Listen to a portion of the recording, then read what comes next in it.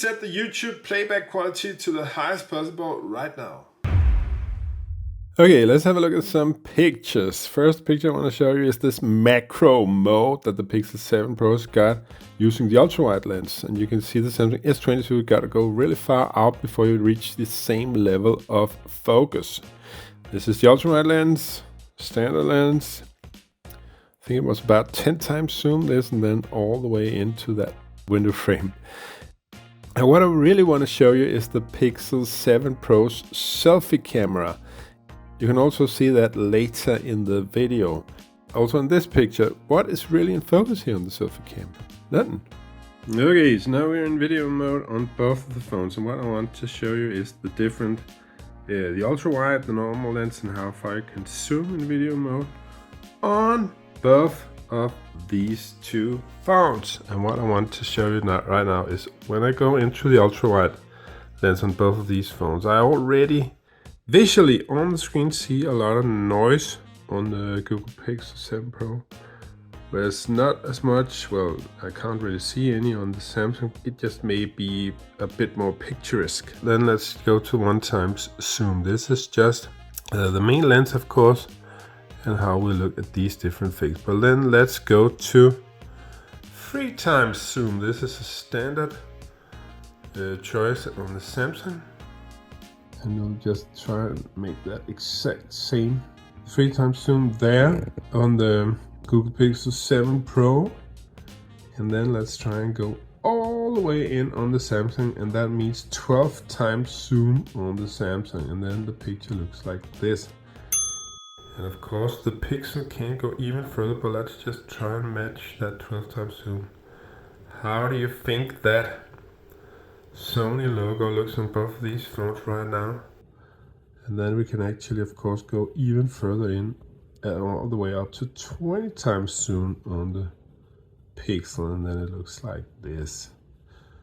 And I'll be going into the wild just to check out the sound of these two mics on these two phones in some semi-windy conditions. Okay, so this is video on both of the phones using their main lens, shooting in 4K 30 frames a second. Please take a notice also of the sound, because I'm walking into the wind right now. There's a slight breeze, so it's not much, but please take a notice of both the stability and of course also the sound. Both the stability and of course also the sound. And now we're going into selfie video mode. What about the sound here? The Samsung is really a king of noise cancellation in windy conditions, but what about the Pixel? Does it hold its own under these circumstances? Please excuse the motif, but that's just how I choose to look today. So bear that in mind. And what about stabilization also, by the way? Isn't like, at least as according to what I can see on the screen, the Sammy seems much more stabilized, and the Pixel is kind of all over the place, isn't it?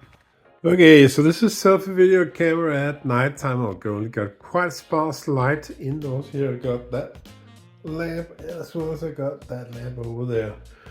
So that's the only juice coming at me, as well as just the television right over there. But this is what you get, and what I want you to take notice of is on this selfie camera. What do I think about the quality? Normally when I take just a single picture, it's always the background that's more focused than my head. And it shouldn't be like that. Also, what about the mic quality? What do you feel about that?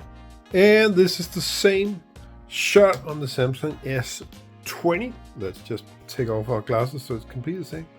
What about the focus now? Is that on my head or on the background, as it was on the 7 Pro? This is what you get, and what I want you to take notice of is on this selfie camera.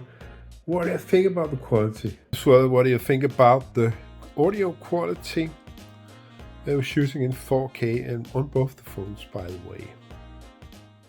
Okay, so the Samsung's got this so-called director's mode where it just splits the screen. You can also put in some other options. You can also flip if you want the close-up of you down the bottom. And the Pixel's got none of that, and that just kind of bewilders me, as it's more than powerful enough to do this. I've seen even smaller Motorola's can do this. I don't know why it's not an option on the Pixel.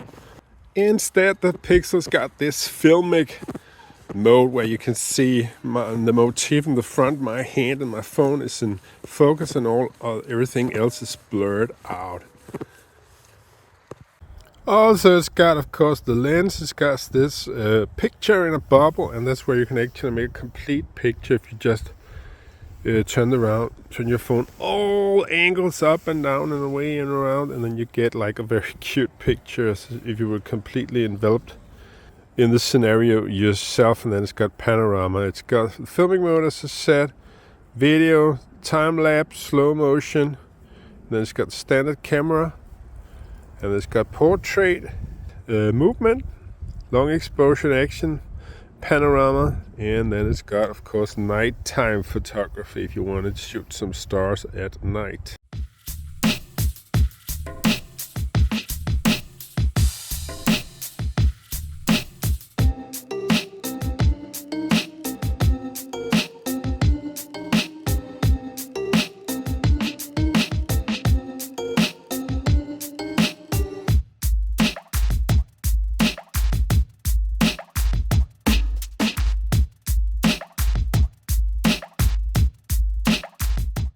And the Samsung's got portrait, photo, video mode, and the more button, which lets you use a lot of different settings. Pro video, snapshot, that's the best picture out of our small sequence of pictures. Nighttime photography, food, panorama, super slow motion, hyperlapse, and standing video, director's cut.